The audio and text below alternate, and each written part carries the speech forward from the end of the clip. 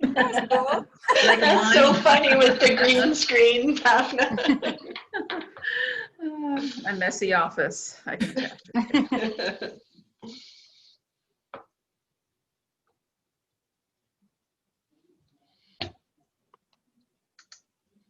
Oh, there's Julie Parker. Hi, Julie. There's Jillian. I wonder if Lindsay can change her name. Yeah, I'll go ahead. Oh, and Helene. Hi, Helene. Oh, see, there you go. Leanne is Pavna. Hi, Pavna. Oh, we've got another. Oh, Jillian's Pavna too. And Lisa Elliott's joined as me as Oh, well. yeah. Hi, Lisa.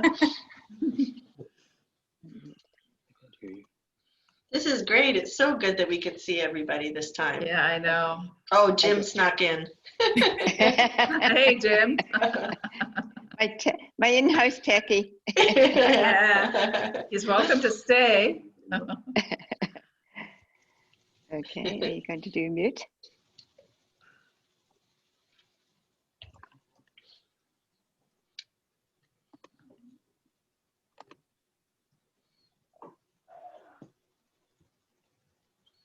Oh, Linda Ann. Hi, Linda Ann. Oh, there's Janet too. Hi, Janet.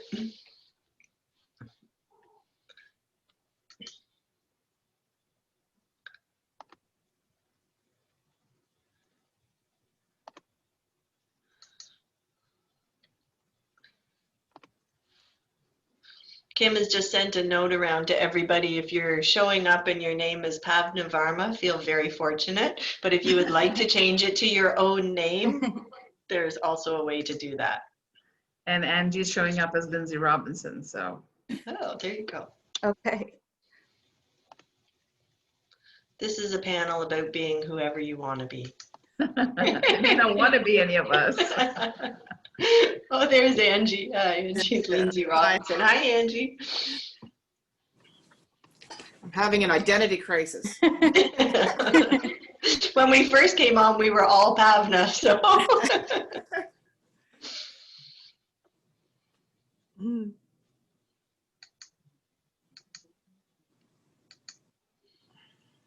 That's great. So it's just 4:30 now. What are our numbers like there, Lindsay? Do you have a total? Are you still seeing people in the waiting room? People are still trickling in, but it looks Perfect. like we're getting there. Yeah. So if everybody's okay, maybe we'll just wait a minute and see if. Yeah. We're about at 27.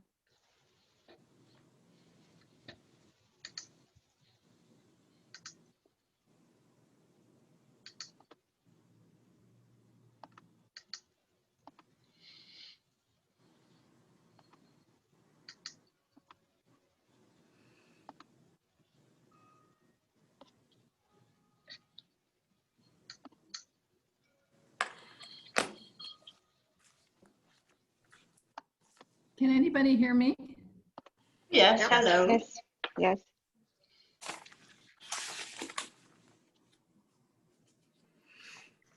Shoot. Can you hear us?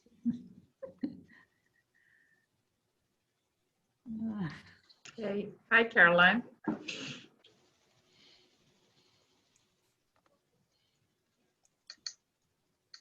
Hi there. Yeah, how are you? Oh, not too bad. You were on that call with United Way about the Senate report. It was really interesting. Yeah, it is. Yeah, it was. I had to leave a little early, but yeah, I enjoyed listening to the senator. Yeah. Yeah. There's Kim Peachy. Kim, do you want to change your name back to your real self? You can do it with the 3 dots on the top. And Emma too. Hey, Emma. I can't hear anybody, and don't think you can hear me. We can hear you. You can. Okay. Yeah. I can't hear you though. I just read your lips. Oh. So Here's Emma. Hey, I'm not Emma. sure how I get the sound up here. I'm doing something wrong.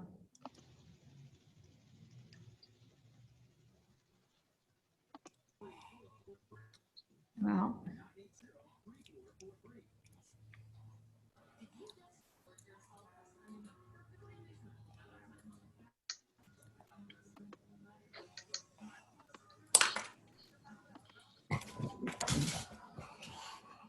Jane, I'm going to try to come in again.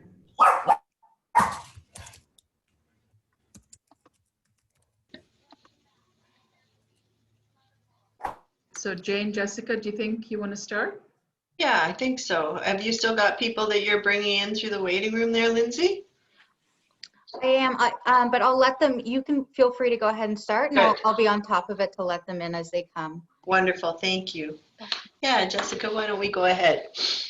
All right, am I starting? You're starting. All right.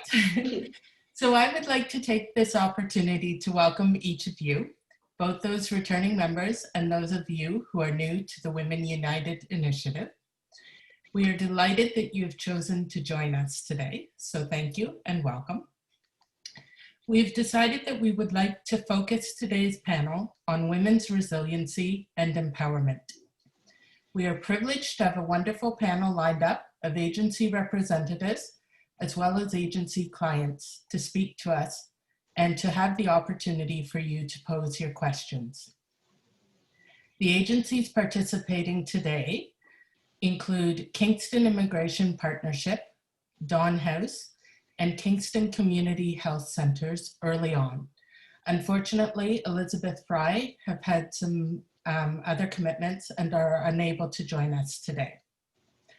The collective goal of Women United has been to increase our awareness and further our education on the issues faced by our community's most vulnerable members, most especially women and their dependents. Empowered with this increased awareness and education, we are then able to rally together to further community awareness and impact positive change. So on behalf of the Women United Committee, I again extend a warm welcome and hope that you enjoy today's session. Jessica. Jessica and Jane are co-chairs of Women United. And it's always such a pleasure to be a part of a Women United event, to see all your faces, unfortunately not in person, but it's still great. We really appreciated your feedback the last time, and so this time we've made it more interactive. The last one was more like a panel, and we actually couldn't see the audience.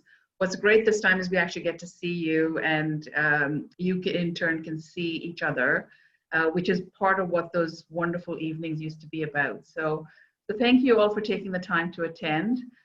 For those of you who may not have been at the last panel, I just wanted to mention how important your support is. Women United is 335 women across the community, workplace and outside workplace, who contributed $1,200 or more. And last year, you were exceptionally generous. You crossed the $1 million mark. 335 women in our community raised over $1 million. That's almost a third of the campaign. It just shows a passion. And what was really exciting to see was that the dollar amount increased between 18 and 33%. So huge impact, huge commitment. And I cannot say enough about how wonderful it is to see this kind of response from the community. And also what we enjoy so much as a Women United Committee, and many of them are in this audience, is how you challenge us. You tell us what you want to hear about. You're very comfortable listening to some very difficult issues, and then you challenge us to make a difference. So last year we were happy to share that thanks to you bringing it to the front as part of Women United Conversations, we have, and thanks to some generous donors who are with us in the audience today, we were able to bring down the wait list for example, survivors of sexual assault. We brought the wait list down from 13 to 14 weeks down to nothing. And that's the board put some money in. Julie Parker is here today, Jessica Bain-Hogan. Thanks to your support and panels like this, that we were actually able to identify a specific need and actually do something about it. So the power is incredible amongst all of you. And we're here today to hear some stories. We are so grateful to have our agencies with us and also people with lived experience who are willing to share their stories, so you get a sense of how women have turned their lives around. It takes a lot of courage.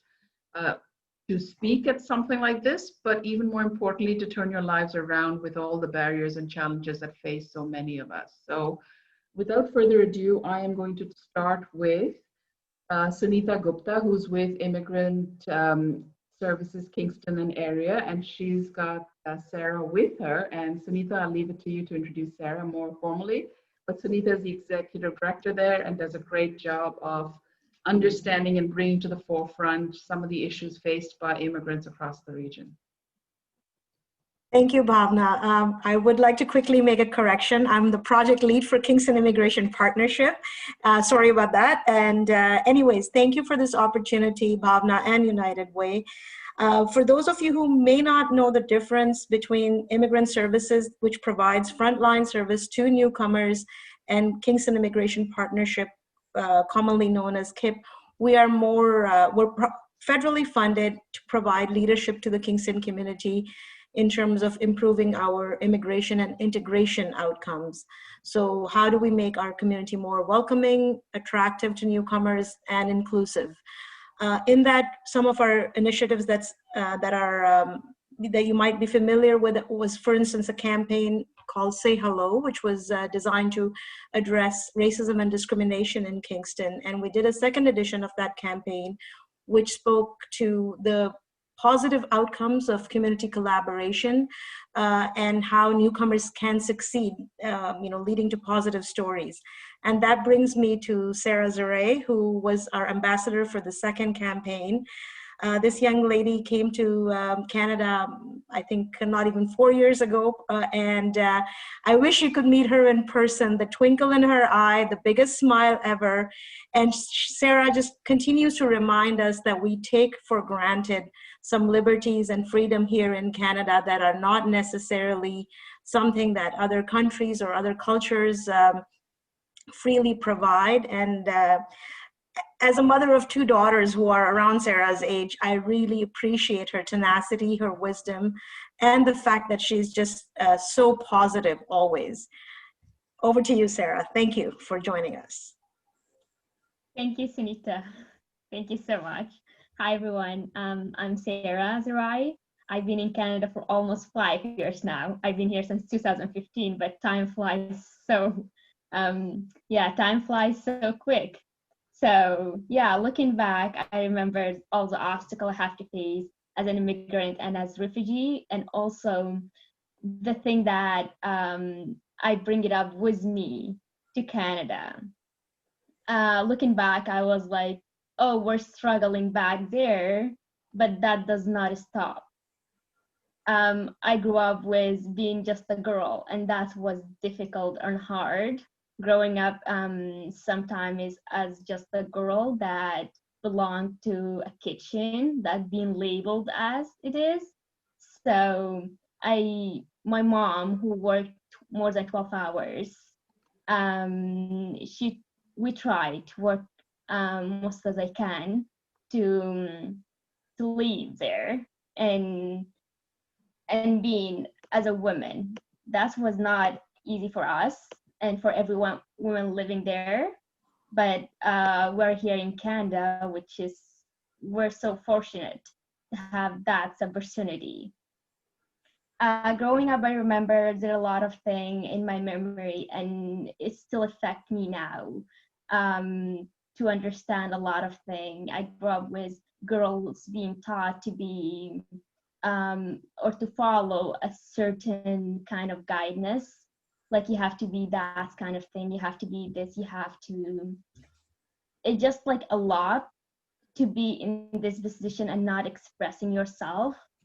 You're being less, or you're not giving enough, sometimes you feel, or being less, being labeled in the community. So that's one thing. When I came to Canada, I have to experience the thing is being offered to me as a woman, or in any kind of setting. I find a lot of respect.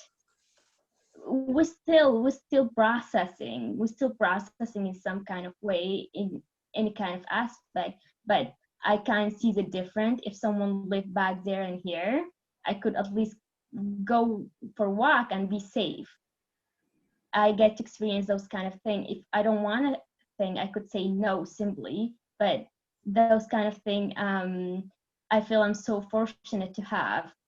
For those people does not have it. And also, being a girl, I've been taught to be shy or not to be vocal, or I have to act in a certain way, which I was.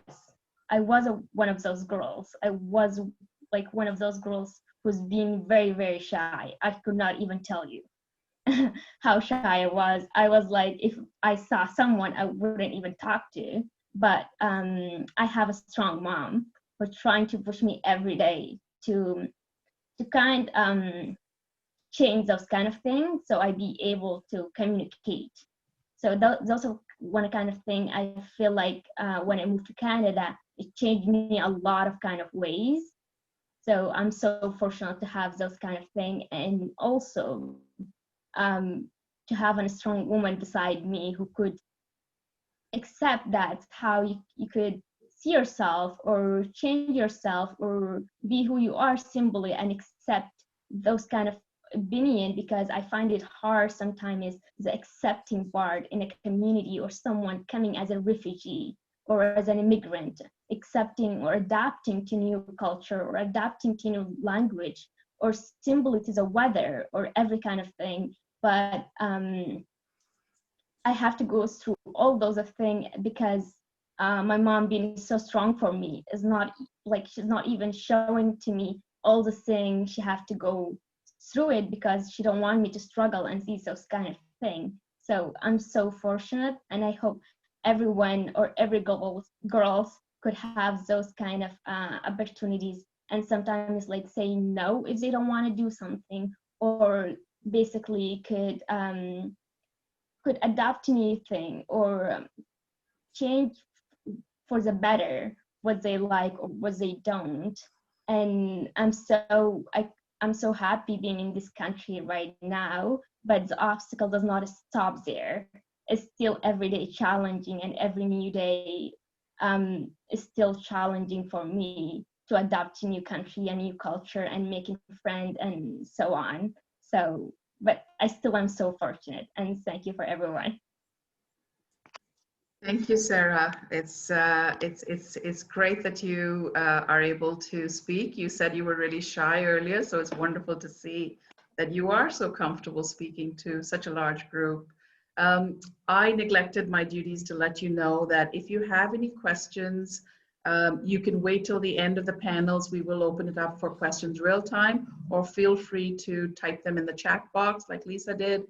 And we will either, if there are questions for the agency, we'll save them for after the panel, or we'll type the answer if it's a quick answer like the one Lisa asked. Lori Ross is with us, and Lori is a member of United Way Women United Committee, and she'll be facilitating the questions. So please feel free to ask your questions, and we'll make sure they're answered. So thank you, Sunita and Sarah. Sunita, I'm sorry, I know you wear a couple of hats, so I thought you were wearing the other hat, but Kip and Iska are working closely together. The next speaker we have is Maggie Mclaren. Maggie is the Executive Director of Dawn House, and with her is Lisa LaRose. And Maggie does amazing work working with women who are facing some really interesting challenges and barriers. And it's wonderful to see how much Dawn House has done to help the women who live there. So Maggie, I'll turn it over to you. Thank you. Dawn House used to be an emergency shelter in Kingston for a long time. It opened in 1986, and we changed our role back in 2017, and now we provide transitional housing and supportive housing and other supports to women who are living in poverty. But every woman who comes here has come from the street or from a shelter. They're always homeless. And we work with them to help them recover. And today I have with me a woman who was here for over a year. Her name is Lisa LaRose. And I'm not going to tell you her story. She's going to tell you her story. She is amazing, and she has moved into the community, but now she is volunteering here at Dawn House, and she's just a super lady. So I'm going to switch positions because we're in the same room. So I'm putting my mask back on.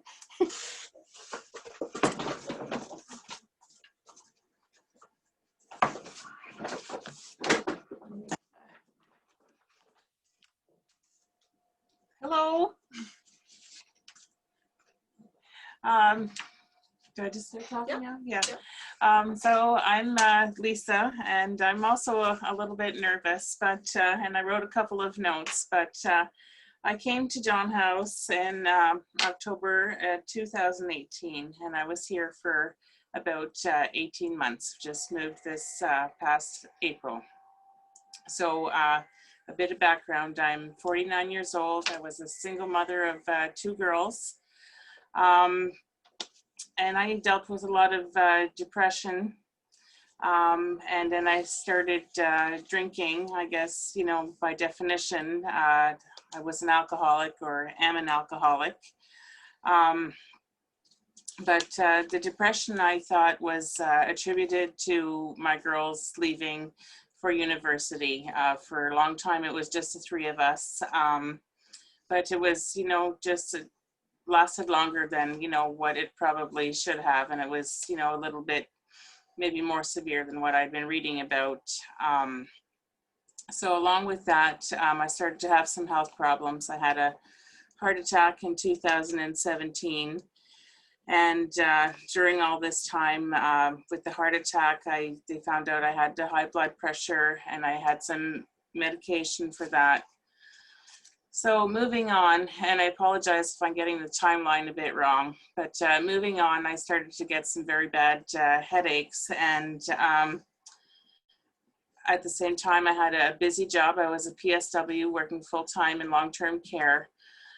So I had the headaches, and they were, you know, pretty severe. I was taking the Tylenol quite often, but just as moms and women sometimes do, I just sort of brushed it off, and you put yourself at the bottom of the list. And I kind of just thought, well, you know, maybe I should need to go and get my eyes checked.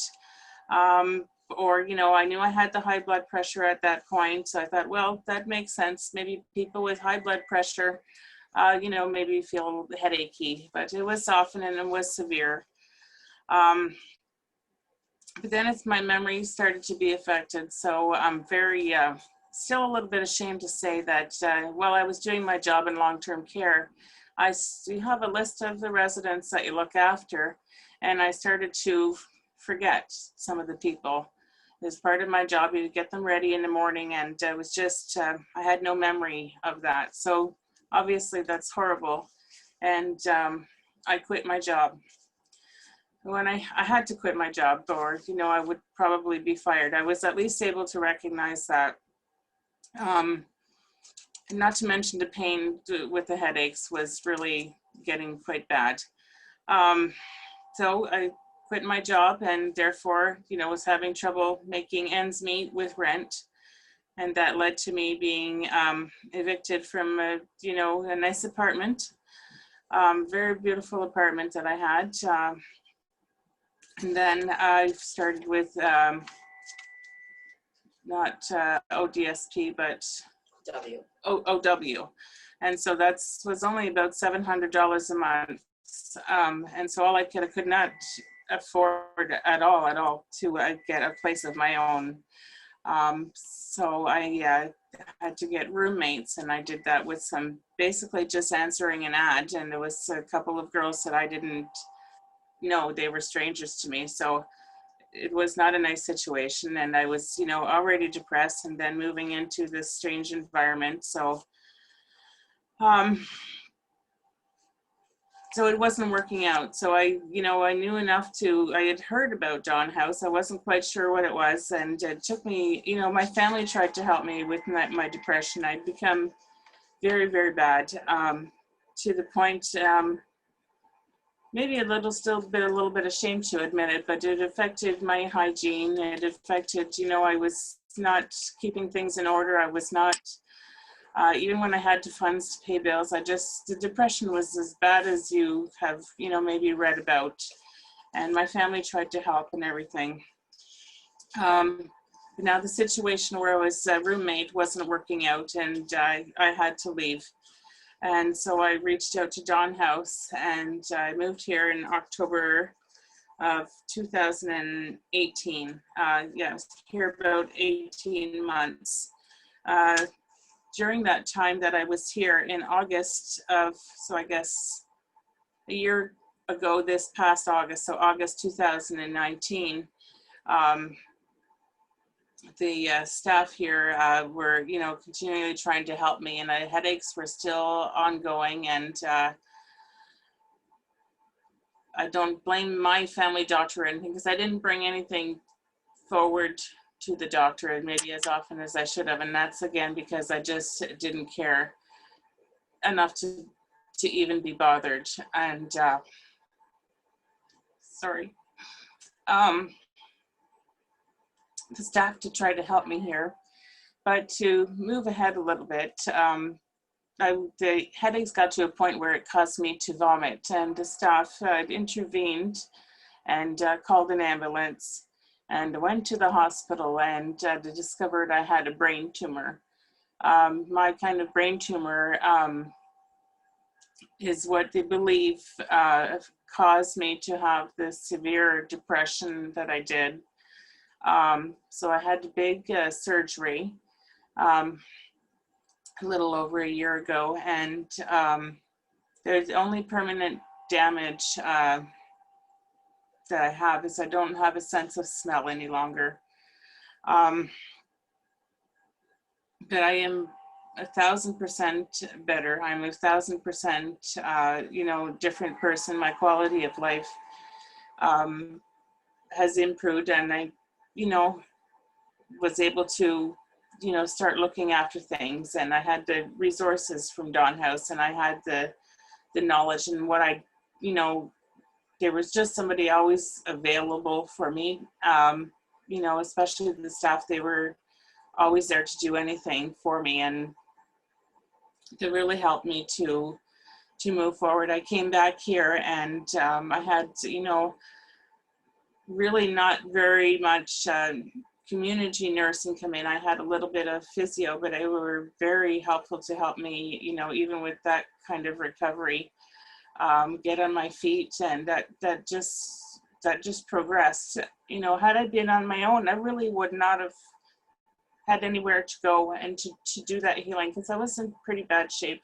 for recovery as well. I had a walker and everything, and I couldn't go up and down stairs and such, but Dawn House did everything they could to accommodate me physically. They really would run around and, you know, all kinds of things that they did for me. So moving forward, you know, I felt stronger physically. I felt stronger mentally, and that's what brought me to the point of being able to move out this past April. And you're on ODSP now. Yeah, and I'm on ODSP, and so all of those things Dawn House was able to help me sort out, because I didn't really, you know, of course I knew, I'd heard what ODSP was and all that, but I didn't know how to go about any of that. So yeah, and have a little side business now selling Avon, so I'm volunteering here, so I'm, you know, just getting there. Thank you. Thank you, Lisa. I cannot say enough about how moving your story is. I'm so glad you're back on your feet, and that you're volunteering and giving back, and that Dawn House helped you. So thank you, Maggie, and your staff for all that you do for women in our community who need help. Really appreciate your sharing your story, Lisa. That was very, Thank you very much. Thank you. I just wanted to also add, Pavna, that we really appreciate, you know, the United Way has really helped us out. Our first 2 years here, we had a grant from the Trillium Foundation to provide the supports that helped Lisa, the staffing here, and that ran out. And the United Way, you know, helped us out with, you know, 2 grants that have helped us with staffing, so that we can continue to do this work. And we also got this wonderful grant for a meal program that's running here to help the women. And so the United Way has really stepped up and really been amazing, and brought all these masks and brought all this wonderful PPE that we needed during COVID. So we really appreciate the United Way here. Well, I'm so glad we've been able to help you. Thank you. Our next speaker is someone some of you have heard at our Women United meetings before, and I'm so glad that they're with us. I always enjoy hearing from Janice and Jazz. Jazz feels like an old friend. We've known each other for a long time on the campaign trail. So I'll turn it over to Janice Webb and Jazz, who are with Kingston Community Health Centers, the Early On program. Thank you, Parvna. I really appreciate it. And as always, I always come to the call when United Way calls me, because I truly believe in what United Way is doing. And Early On is a program here in Kingston. Some of you may have known it as Better Beginnings for Kingston Children, and it's changed over the years as the ministries changed their directions. And we're very fortunate in our work that we get to work with families that are pregnant or have children under the age of 6. And we wouldn't be able to do the work that we do if we didn't have support from people like yourselves and the United Way, because the ministry doesn't always fund the things that are the most needed things in our community. For instance, food, transportation, and even more recently, parenting programs we haven't been able to do for a couple of years. And the United Way came to us and helped us out when we wanted to run one of our most successful parenting programs that wasn't going to be funded by the ministry, and that was called Bounce Back and Thrive. And this is a evidence-based parenting program on resilience. And it basically focuses on helping the parent recognize her resilience and become more resilient. And more importantly, helps the parent learn how to teach their children to be resilient. And in this world, everybody's hearing about the ACEs and the adverse childhood experience. And so many of the people we work with every day have adverse childhood experiences and are living through trauma. And the United Way funding helps make those things a little bit easier for the families we work with. I know for myself, I every day see people, not so much now because of COVID, because I don't see them as often, but I see people that are working so hard to be the best that they can be. And it takes a lot of work to do that. And if they're worrying about feeding their children, it takes away from that work. And so by having food supports and things like that through United Way, that makes all the difference in the world. We've seen so many women go through all kinds of things, and I sometimes step back and I say to myself, how do they get up in the morning when they have every barrier going against them possible? They don't have enough food in the house.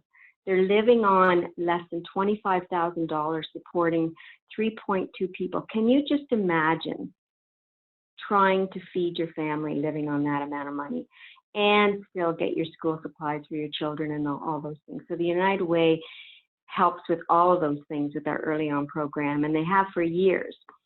I am very fortunate to be able to introduce a very fine person that I've known for probably 18 years now. She's been a big part of my life and my journey, understanding people and watching people grow and empower themselves and be resilient. And Jazz has an amazing story that every day, I know she still has new struggles, and I know that every day there's new things for her to overcome, but she always comes out on the other side. And I'd like to present to you Jazz, and I'll let her share her amazing journey as she continues to grow in her world. Jazz? Thanks, Janice. Hi, my name is Jazz, and I have 3 children and a stepchild. Jadzia, who is 18, Cobain, who is 10, Dax, who is 5, and my stepdaughter, Kristen, who is 11. Before I started going to Better Beginnings, I was young, using drugs, was dealing with mental health issues, and homelessness. I was homeless from the age of 16 until I was 21. During the time I spent being homeless, I struggled daily with meeting the most simplest of my human needs, such as not knowing when I was going to eat next, if I would have somewhere safe to sleep, knowing whether or not I could have a shower or clean myself. Being a young woman, I also always had a certain degree of fear for my safety and not knowing what kind of situations I would end up in order to survive or get through to the next day. Every day I would squeegee, or I would draw pictures, make jewelry, knit scarves to sell, I would sing, or sometimes draw on the sidewalk with chalk. I would also do the odd cleaning jobs, also that I could have money to get me through to the next day, be it for food, toiletries, getting a hotel room for a night, cigarettes, or unfortunately drugs and alcohol. I did some traveling during this time. I went across Canada to BC. I ended up coming back to Kingston a year later. By this time, I was dependent on opioids. Upon my return to Kingston, I was able to find a room for rent. Shortly after, I went on the methadone program. At this point, I had very few people and families supporting me. Shortly after that, I became pregnant. And during some hospital care and in conversation with a social worker at KGH, she referred me to Better Beginnings. I started going to the prenatal and infant drop-in group. I didn't have a lot of money, and I was relieved that I could get a taxi chit and healthy food every time I went to group. Without the taxi rides, I probably would not have been going. I could not afford a lot of food, and Better Beginnings was a consistent provider of fresh and healthy food, and I knew it was important for my baby's growth and development. It relieved some of my stress. I signed up for every group available to me and one-on-one support. During that support, they helped me apply for housing, disability financing. They answered questions I had about pregnancy, parenting, and health. They advocated for me with other agencies for my well-being and my baby's well-being. They also provided free prenatal vitamins, milk, fruit, and veggie coupons, and good food boxes. I began to feel more confident about myself and that I would be able to be the parent I wanted to be because of the support through Better Beginnings. They also celebrated my successes in life with me. Over the next several years, my daughter and I attended the groups related to her age, and every parenting group offered. The transportation and food support made this possible. Then Jadzia graduated the school readiness program, and my Better Beginnings worker supported me in getting a job. It was a one-year contract, and this experience gave me the confidence to want to further my education. My family aged out of Better Beginnings, but not long after, I was pregnant again and went straight back. I had grown a lot. I was off methadone, clean and drug-free.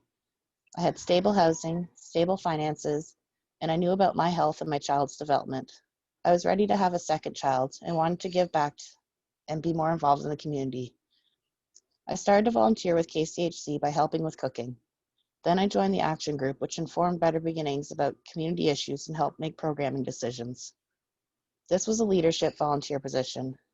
I became chair of this committee, which had about 15 members. I have also given back through the Thrive program by being on the advisory committee and have supported their work to decrease stigma around opioid dependency during pregnancy and while parenting. This volunteer work also led me to be hired as a community animator for the City of Kingston in the Rideau Heights Regeneration Project. Cobain then graduated the school readiness program. Naturally, when I became pregnant with my last child, I also attended Better Beginnings. Dax is now a thriving 5-year-old, meeting his developmental milestones, and has graduated the school readiness program and is now in full-time kindergarten. I have made a complete turnaround in my life and my family's lives. The transportation and food funded by the United Way helped make all this possible. Without that, I wouldn't have been able to come to the groups, get the education, and my support would have been greatly limited. I'm now continuing my volunteer work, and I had applied for a position as a cook at KCHC, and now have been working in this position for almost 6 years now. I want to thank you so much for your support to the United Way. This funding really does make a difference. I am living proof. Thank you so much for your time.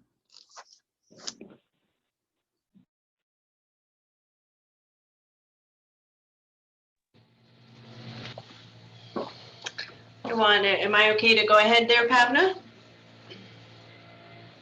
I just want to really say thank you to each of the panelists that have spoken today. Sorry if that's noisy, the people just came outside.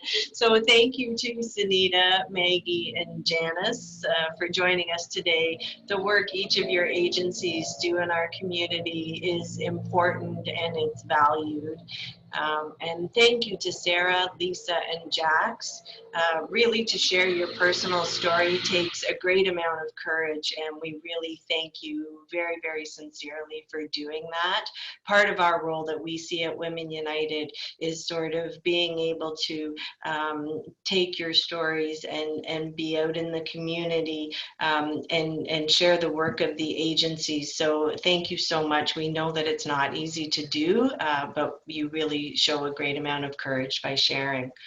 I would like to now welcome this year's United Way campaign chair, Angie Mcnealy, as our final speaker for the day. At our last Women United Community Zoom event, I introduced Angie by touching on a few of the highlights of her career. So in addition to being this year's volunteer United Way campaign chair, Angie is also our city's 17th chief of police. She is a Queen's University graduate, a Rotman School graduate, a professional MPA in Policy Studies, recipient of the Queen Elizabeth Diamond Jubilee Medal for volunteer work, recipient of the Police Exemplary Service Medal, and a member of the Order of Merit of the Police. Each of these are significant achievements. Angie is a leader and a mentor who models, like the women that spoke already today, a commitment to a life of learning, contribution, and collaboration. And to me, this exemplifies empowerment. So please join me in welcoming Chief Angie Mcnealy. Thank you so much. You know, I really appreciate being part of today. I've had the privilege of being involved in the Kingston Police United Way workplace for the past 10 years. And, you know, Women United since its inception, and now as this year's campaign chair.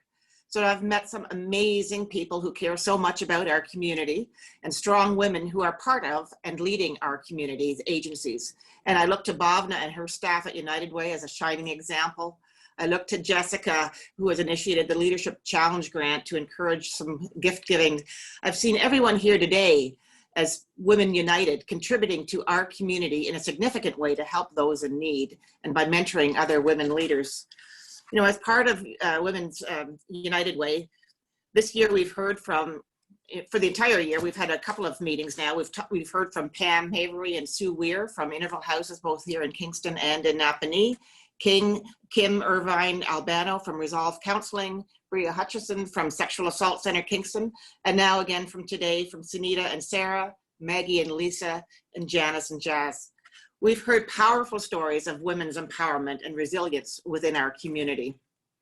And I'd like to talk a bit about women within the Kingston Police and the importance of diversity within our organization. So the Kingston Police, just a quick little brief history, has a long history of pioneering women in our workforce, both sworn and civilian, who've contributed to our community.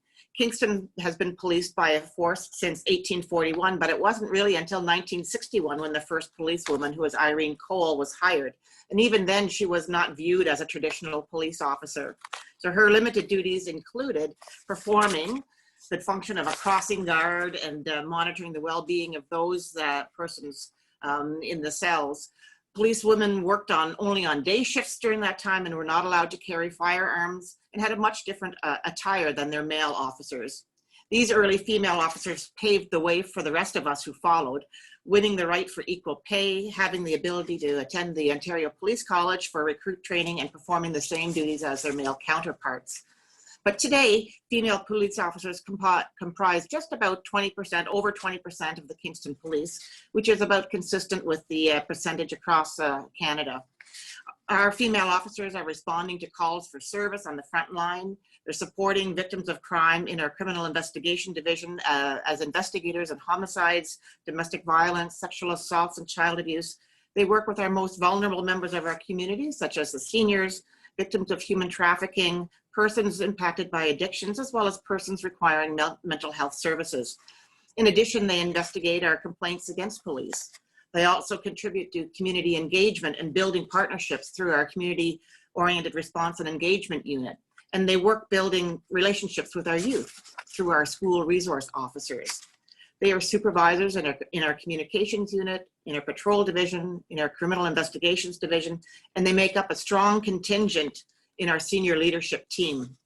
So it's important that as your police service, we are representative of the diversity in the community and that we have a culture of inclusivity, and that I'm committed to this. A vision I've had for the Kingston Police, which has included within our business plan, is to develop further strategies to increase diversity within our organization, not just gender and cultural diversity, but also diversity of thought and a culture of acceptance and inclusion. We've begun this journey by teaching our members about psychological health in the workplace. We've incorporated peer supporters within our organization, and we have a psychologist on staff for wellness check-ins, and we have an occupational therapist that our members have access to.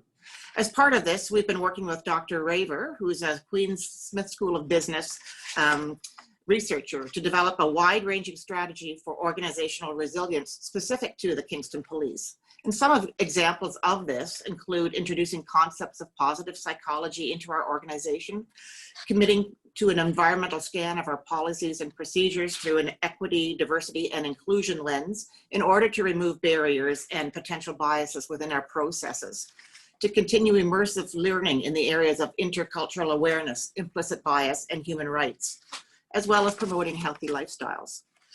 We know that diverse teams that perform better are more creative and are better at solving problems. In addition, these strategies will continue to promote trust and confidence in the Kingston Police so that all our citizens will feel comfortable interacting with our officers and reporting matters to the police, whatever that issue may be, so that we can work collaboratively together to keep our community safe. These are some of the ways that I hope to ensure that we have a supportive and inclusive environment within our organization. And this will help to build individual resiliency for our members, as well as building an organization that is resilient in order to face those complex challenges that we face together as a community. So once again, I thank you very much for inviting me to be part of this. And again, I'm so proud of the empowerment that's and resilience and the stories that I've heard today. It's very much heartwarming. Thank you. Thank you, Angie. It's a pleasure to work with you as always.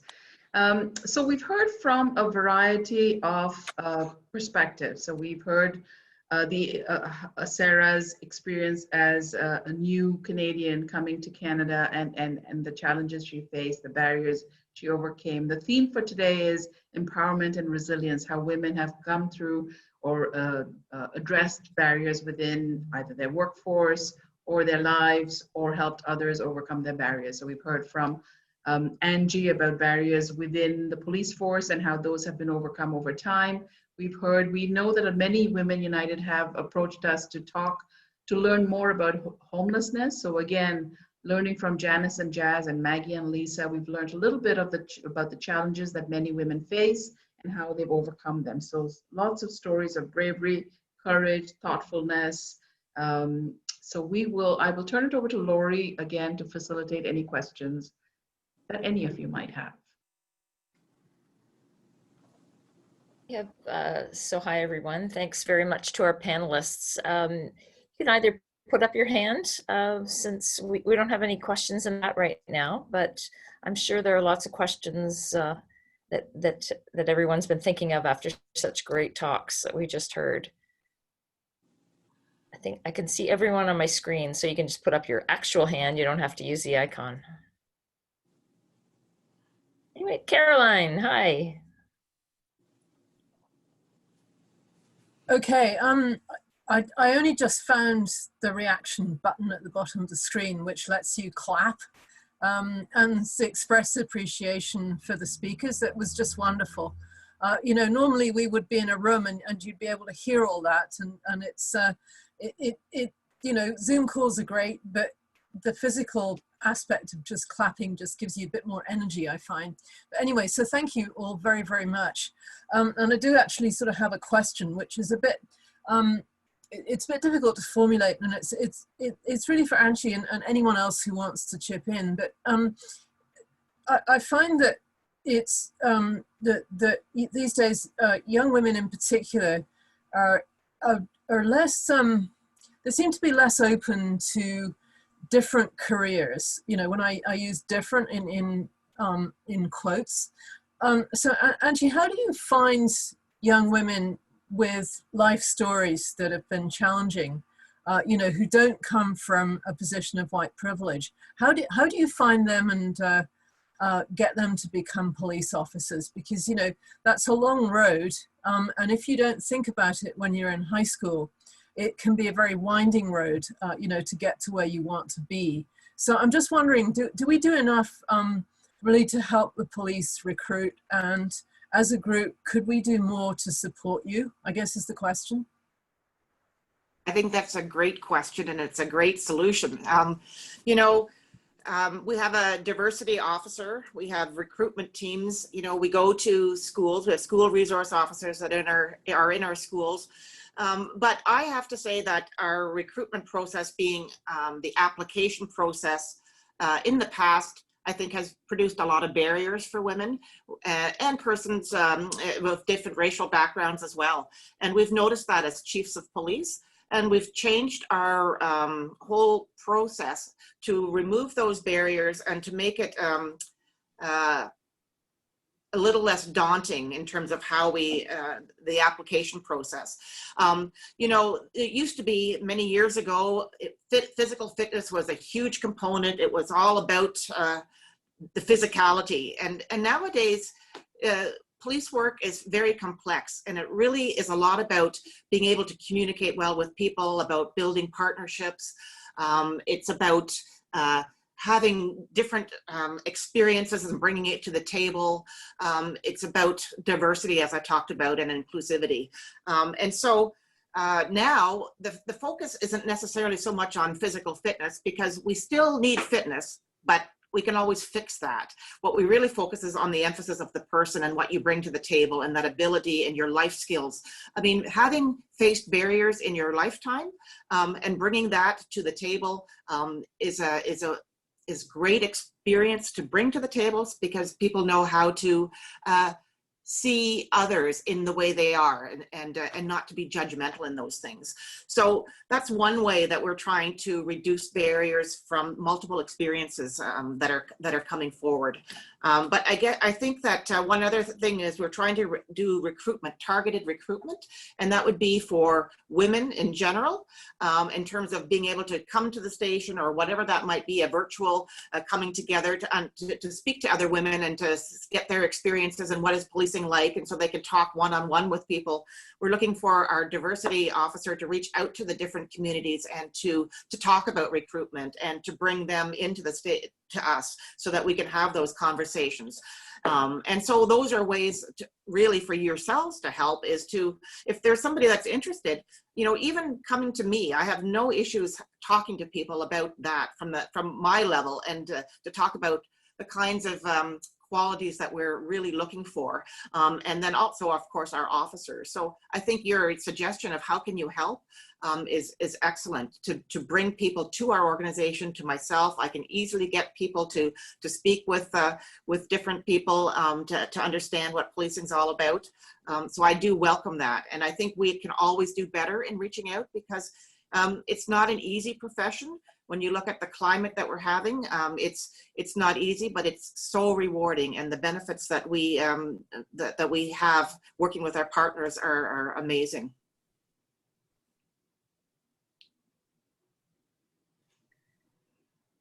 Other questions? Yeah, Catherine. I just want to also echo Caroline. This was absolutely wonderful, and I loved this kind of global sense of empowerment and resilience that we got from these different perspectives. And I was just wondering a little bit, I was interested about there were two things. One was the Early On program. I hadn't realized it had been a name change, and I should have, but also this focus, it just seems so important on focus on parents being, of course, themselves having to learn, but being able to teach the children, because isn't that where it's at? And how are you at capacity with that in terms of being able to provide the programs? Are people getting to you easily? That one's for Early On. either Janice, I guess. There you Yeah. are. Well, thank you, Catherine, for your question. So right now, unfortunately, with COVID, we've been at a standstill since March. But prior to that, we were running the Bounce Back and Thrive program at full capacity, which is typically eight parents at a time going through a 6 to 8 week program with the staff while we provide child minding for them so that they can fully focus on what they're learning. And with the program, one of the greatest things about early on is that we've always tried to stay ahead of the game and ahead of the curve. So, you know, we started talking about resiliency like years ago. Like, we've been running the Bounce Back and Thrive program for probably 15 years. And we went one step further with that program. We actually had all of our staff trained as train the trainers, so that when the parents were in the programs in our play groups or our prenatal classes or whatever program they were involved in, if they saw the parent doing something that they had learned in the parenting program, they were able to give them kudos for that and say, hey, look at that, see what you're doing? You've just made him more aware of what, you know, how his actions are affected, or, you know, that you're accepting the fact that, you know, he's upset and frustrated and you're letting it happen. And we, as staff, we can clearly see when somebody has taken the Bounce Back and Thrive program. There is an actual transformation in how the parent interacts with the child, and there's less, you know, frustration, and I mean, it's always still there as a parent, but they handle it better, and you can actually see the children's regulation get better because the parents aren't overreacting and they're supporting them in their transitions and when they're having a difficult time. So I don't know if that answered your question, but that's kind of where we're at with it. And we soon as we can get back, we just started our programs back up. Very slow start doing outdoor programs first in the parks because we really need to be careful with our families. And then we're slowly going to start opening indoor programs in October. And then after we do a few playgroup type programs, so that we started our prenatal program, then we'll reintroduce the parenting program again. Thank you. Linda Ann. Oh, you're on mute, Linda Ann.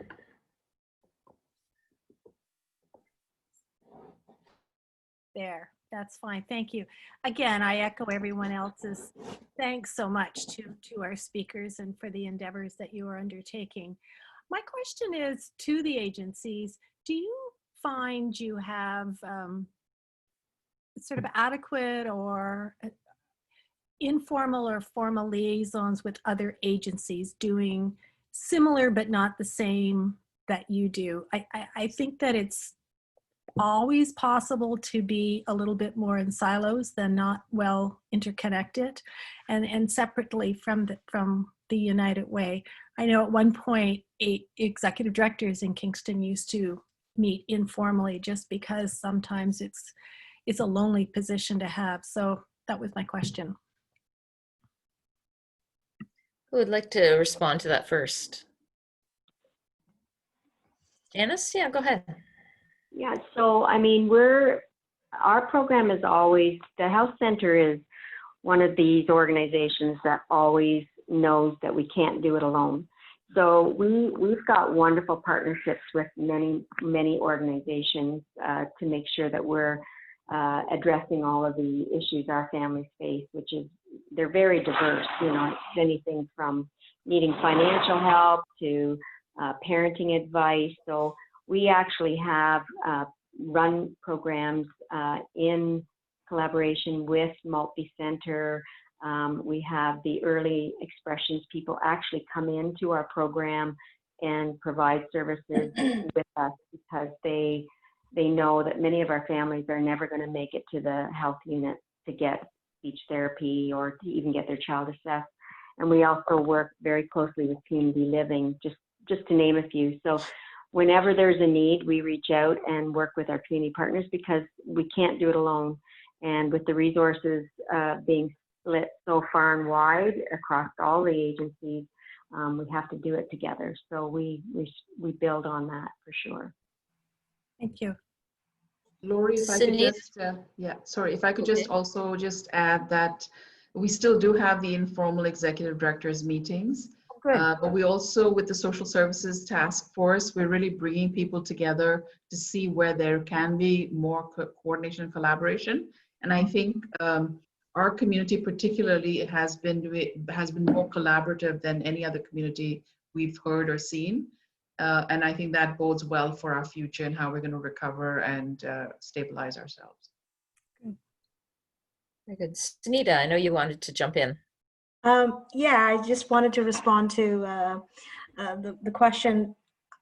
I think it's a yes and no kind of an answer. We work very well collaboratively, and we are a partnership. So of course, KIP is working with multi-stakeholders in the community, but I find sometimes that we are also all very siloed in what we do. And it could be that we may connect with an organization's head, or we may connect with, but does everybody at the front line, does everyone know what we all do? And because they are the ones who are connecting with the clients, they are the ones who are making the difference. And sometimes that message is missed.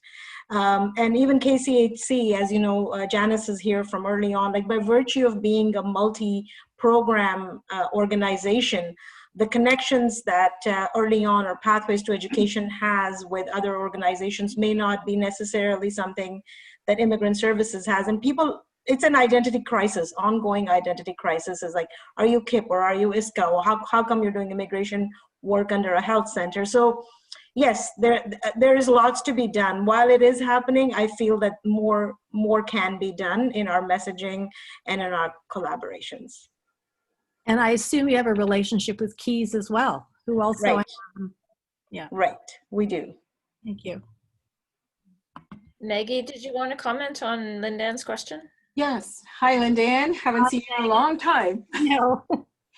At Dawn House, we work with a lot of different organizations because we connect women to different organizations. So we work very strongly with addictions and mental health, and street health, and those organizations that are working with our clients. In terms of getting together with the other executive directors, I mean, sometimes that has happened on an informal basis for me. Dawn House isn't a funded organization in that it doesn't receive federal funding, provincial funding. So my time is usually spent trying to raise money so that we can keep our staff going, so that we can continue to do the work that we do. And I don't have a lot of infrastructure here, which means that I can't be everywhere. So I have to kind of sometimes just focus on what we need for Dawn House.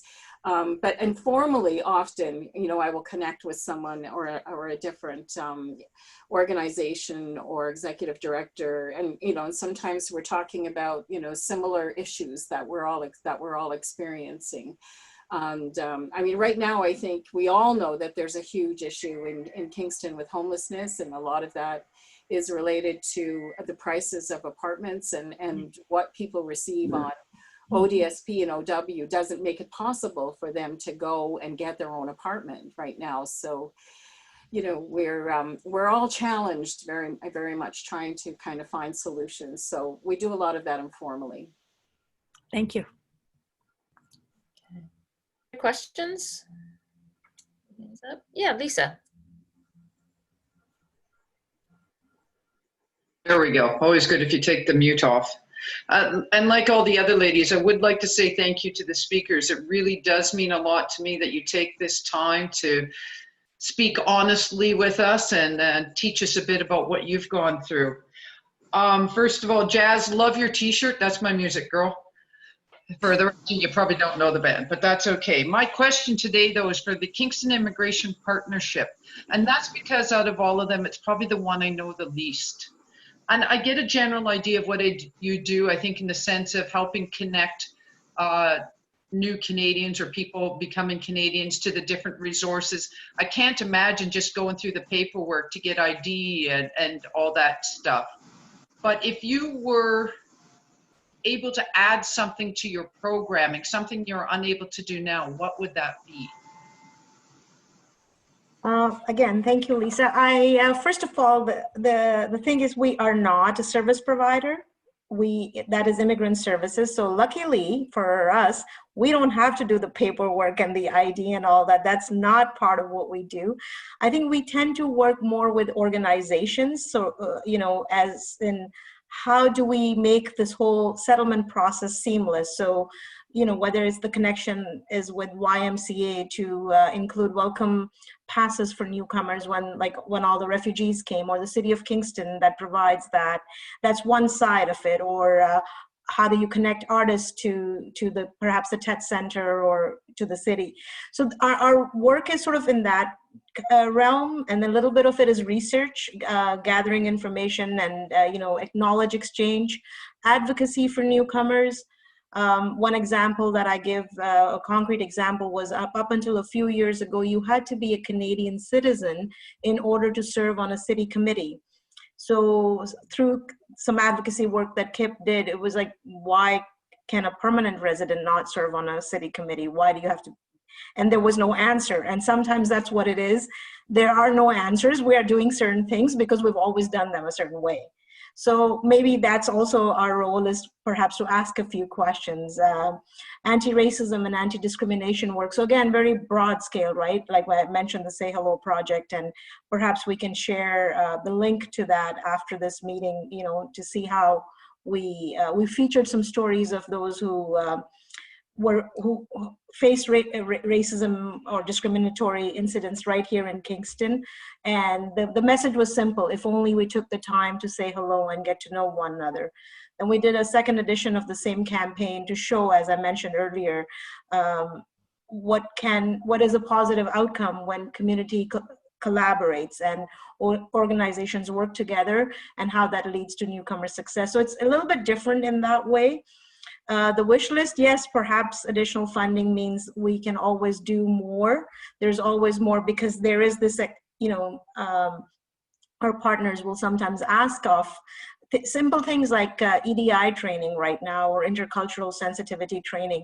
We don't have the capacity to conduct something like that. Do we need that in this community? Absolutely. Does everybody need it? Absolutely.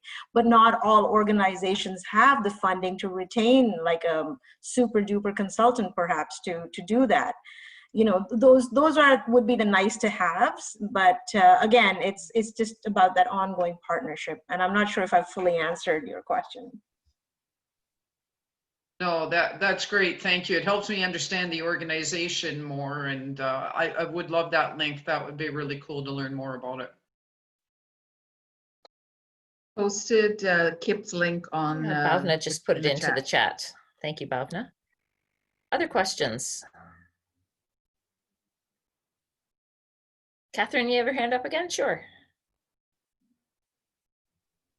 The second part of my earlier question, I want to wait in case there were a lot more, was really, Angie, to say to you, first of all, I felt like I was really educated today about women in the police force. I really enjoyed the history, but I was more also blown away by what you said about not what you were just trying to do in terms of inclusivity, but also the way you were having your police officers look at the psychological aspects and the mental health aspects and many of the other things that are so important to our community. And someday I'm hoping you'll talk more in depth about how this is happening and how you're going to spread this to police forces across North America.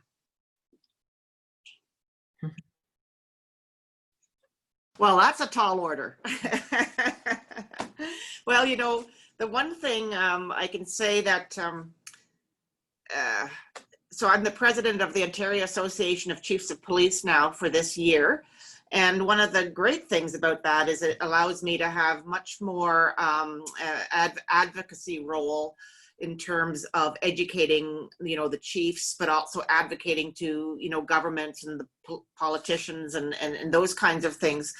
And, one of the things that I did do, and, when we're talking about systemic racism, and, we had a speaker, and I had a speaker talk to us about that, to all our chiefs.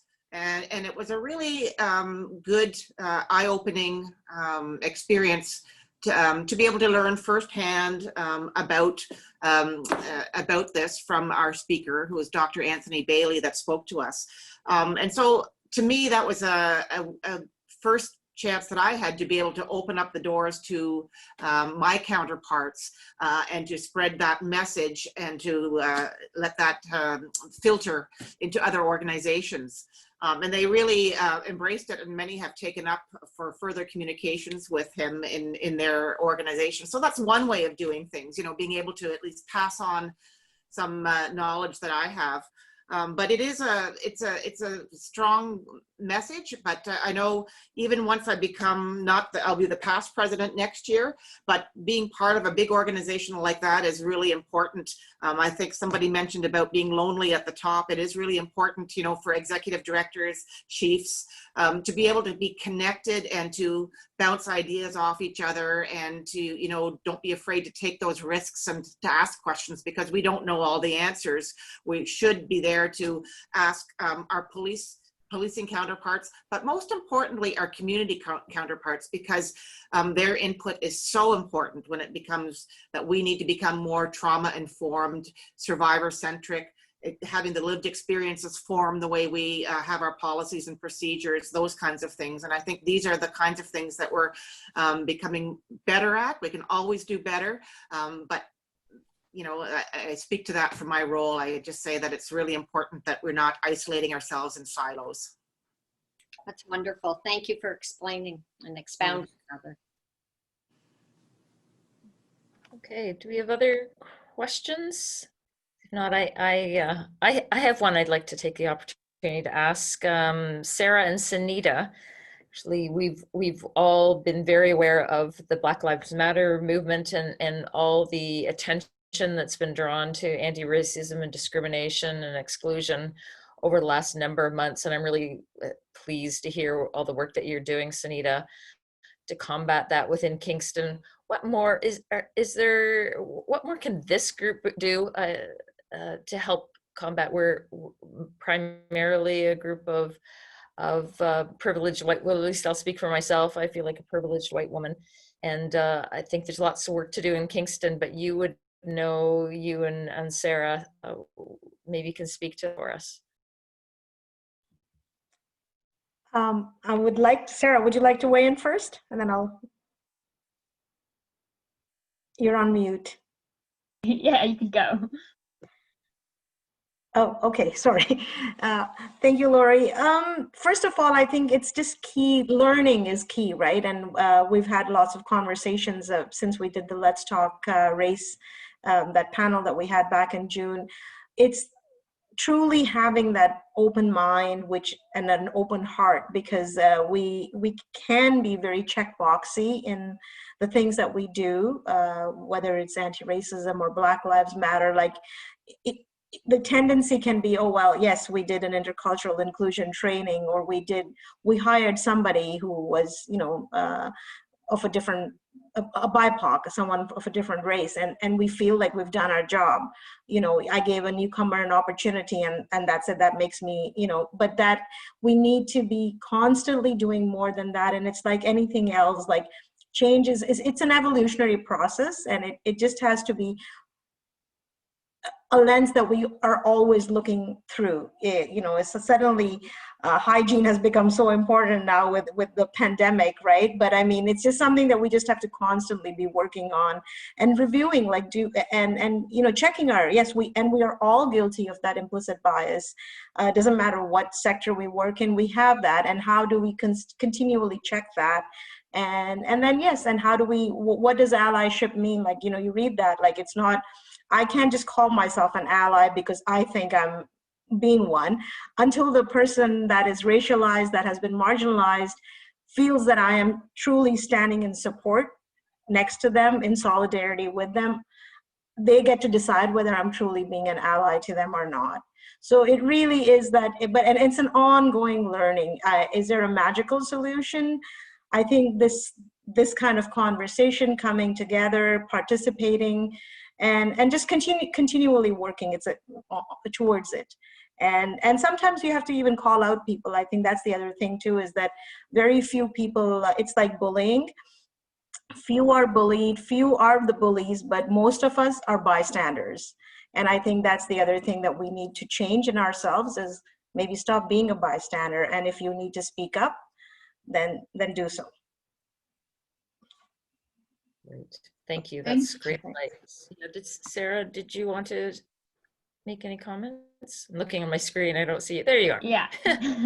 I just want to add one thing for the Angie, for the police. As a woman of color, seeing the police around me scared me. It really scared me, and also my fears. It's just like something that the media has represented to us. How we're gonna see the police or reaching for help. That is a big thing among us as a Black person. So seeing the police is not easy. Just seeing, or the police car going through us, it was like, oh, what's going on? It's just something that the media has been represented in this time, like what's going on. So it's been really touchy to us, just seeing the police around. So yeah. That's a very good observation, you know, and it's one that's you know, very related to the question on how we can interest people to be more involved with the police and get to know us as human beings, and not just a person wearing a uniform, you know. And you know, we've got, as I mentioned before, school resource officers going into schools, not to police them, but to get to know youth and to work with them more. And that's in high schools, that's in universities as well, you know. And I think it's really important that maybe one of the things that we need to do is really have a working group with youth and to talk about this and get ideas and draw ideas from yourselves as to how we can help break those barriers down and make that comfort level more for you, because you don't know us and we don't know you, you know, and we want to make sure. My whole goal is to have our community feel comfortable coming to us and reporting crimes and not being afraid to come to us, you know, and I'm very mindful of the fact that not everybody feels that way. So I think your point is well taken. And I believe that, you know, as we're working towards different little working groups that feel comfortable enough to talk to us, whether, you know, it's a little difficult now with Zoom and so on, but I mean, even that's the beginning now, to be able to have those conversations. And I rely on you know, yourself and others to come forward and do that. You've got a connection with me now, this way, you know, and, you know, through others, I think it would be possible to be able to, you know, feel comfortable enough that we have a group conversation. So I think that's important. We have Youth and Policing Initiative, and they're called YIPPY. And so, you know, they work with the police, and we introduce them to things that, what's happening in police. They work with us in the downtown, and we work with community partnerships, but community events. And, you know, we don't have as many right now, but we have introduced the YIPPY program again this fall. So, you know, these are other ways to get to know us more, and our community volunteers is another way as well. So I look forward actually to having much more conversations, you know, with you on something like this. Even one-on-one would be very good. Thank you for bringing that up. That's awesome. Thank you. So looking around, I know we've got, we're coming to the end of our conversation. This has been wonderful. So firstly, thank you all for your suggestions to make this so we can see everyone at the same time. It's so much better because we do appreciate you being able to see each other, and it's wonderful to see your familiar faces. It's lovely to really feel like we're connecting. I know it's much better in person. We'll get there, but in the meantime, we'll take what we can. I would like to thank our speakers once again. I mean, it's not easy speaking to a crowd. It's not easy by Zoom, and to share your personal stories. It shows a lot of courage. So thank you, Sarah. Thank you, Lisa. And thank you, Jazz. We really do appreciate it. And I know we're missing the clapping, so feel free to unmute yourself and clap. Really appreciate that. We appreciate the agencies who do such great work every single day. As the United Way, we have the pleasure and the privilege of working with the frontline agencies who really provide essential services in our community every single day. I'd like to thank Jane and Jessica for your leadership on Women United. It's really wonderful to have these kinds of open conversations, frank conversations, challenging topics, difficult topics, but we're doing that. Thank you, Lori, for facilitating. Angie, it's such a treat to work with you, and I'm so honored that you are our campaign chair. Look forward to the next 12 weeks. We're going to keep you busy. Yes, you are. Thank you to everyone who attended. Lindsay Robinson is going to be sending a survey to all of you. We love your feedback. We will be meeting as a committee to see how we can improve the experience for all of you and how we can continue to offer these panel conversations and look forward to your input and the kinds of topics you want to hear, the format, things we can do better to make your experience even better. So have a wonderful evening. All the best. We will be having another panel discussion in the fall, I believe. So we will look forward to the invitation. Feel free to bring your friends and colleagues and invite them to this as well. Zoom allows a lot of people to join, so we look forward to that. And thank you again for your support. As Women United, you are amazing, and I cannot thank you enough. And we look forward to seeing you during the campaign. Thank you. Thank you. Thanks, everyone. Great to be together.